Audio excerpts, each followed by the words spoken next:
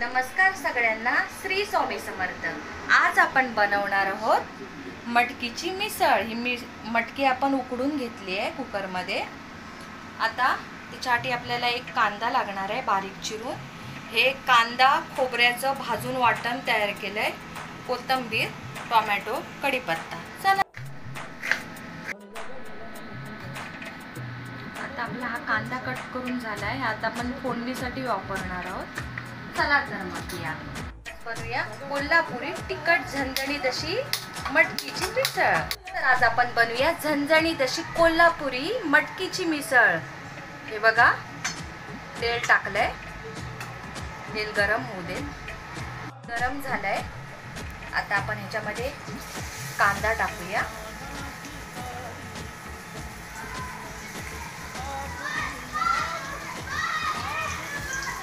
आपण आता हा कांदा टाकलेला आहे मिसळीसाठी फोडणीला।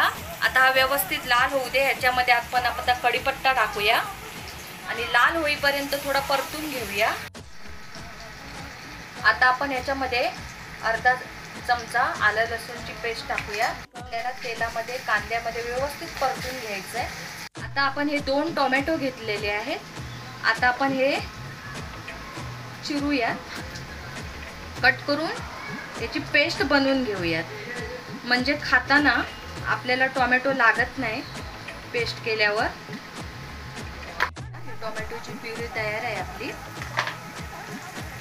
कांदा पण आपला बऱ्यापैकी लाल झालाय। आता आपण गॅस कमी करूया आणि टोमॅटोची प्युरी आतमध्ये टाकूया। आपण याच्यामध्ये मीठ टाकूया। टोमॅटोची प्युरी टाकून झाली आहे कांद्यामध्ये। आता आपल्याला व्यवस्थित साईडने तेल सुटेपर्यंत शिजवून घ्यायचंय, जेणेकरून उग्रस असा वास नाही येणार खाताना आपल्याला। हे बघा, बऱ्यापैकी साईडने तेल सुटलेलं आहे। आता आपण गॅस स्लो करूया। लक्षात घ्या, नेहमी मसाले टाकताना गॅस स्लोच ठेवायचा, कारण हे सगळं मिश्रण ऑलरेडी गरम झालेलं असतं। त्याच्यामुळे आपण मसाले टाकेपर्यंत ते जळण्याची शक्यता असते, म्हणून गॅस कमीच ठेवायचा। आता आपण ह्याच्यामध्ये 2 चमचे बारके हे काश्मीरी लाल तिखट टाकायचं आहे आणि कलर चांगला येईल तरी चांगली येईल आपली। अर्धा चमचा हळद टाकते मी। आता आपण हे बघा, आता आपलं हे व्यवस्थित ढवळून झालंय। आता आपण याच्यामध्ये मटकी टाकूया।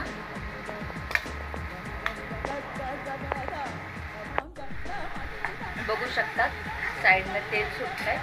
ही थोडीशी मटकी मी मिक्सरला परतून घेतली एकदा, हे पण आपण ह्याच्यामध्ये टाकूया। आता ओला नारळ आणि कांदा हे दोन्ही भाजून मी त्याची मिक्सरला वाटून घेतलंय। हे आपण आता 2 चमचे ह्याच्यामध्ये टाकूया।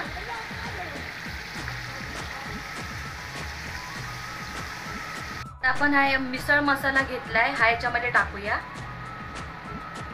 आणि आमचा हा घरगुती मालवणी मसाला आहे, लाल तिखट। हा तिखट असतो। आपण 1च चमचा टाकूया। हे मसाले व्यवस्थित ह्याच्यामध्ये परतून घेऊया सगळं। आता आपल्याला ह्याच्यामध्ये पाणी टाकायचं आहे। तुम्ही तुमच्या आवडीप्रमाणे पाणी टाकू शकतात। कोणाला जास्त हवं असतं, कोणाला पातळ हवी असते, कोणाला जाड, त्याप्रमाणे तुम्ही टाकू शकतात। बघा, आपण ह्याच्यामध्ये आता पाणी टाकलेलं आहे 1 ग्लास। आता ह्याला आपण 2 मिनटं मीडियम गॅसवर झाकण मारून ठेवूयात, जेणेकरून हे मसाले व्यवस्थित लागतील, शिजतील आतमध्ये। चला तर आपण बघूयात आता मिसळ आपली तयार झाली आहे का। छानपैकी रटमटते। आता साईडने बघू शकतात तेलाची तरी पण आली आहे बघा व्यवस्थित। आता आपण याच्यामध्ये कोथिंबीर टाकूया बारीक चिरलेली।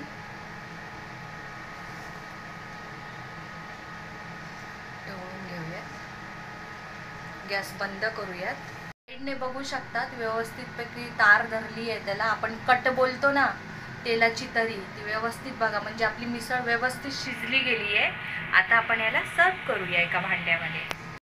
आपण बघू शकतात ही मटकीची कोल्हापुरी झणझणीत अशी मिसळ आपली तयार आहे। त्याच्याबरोबर बटाट्याची भाजी, फरसाण, कांदा आणि लिंबू आणि पाव आहेत.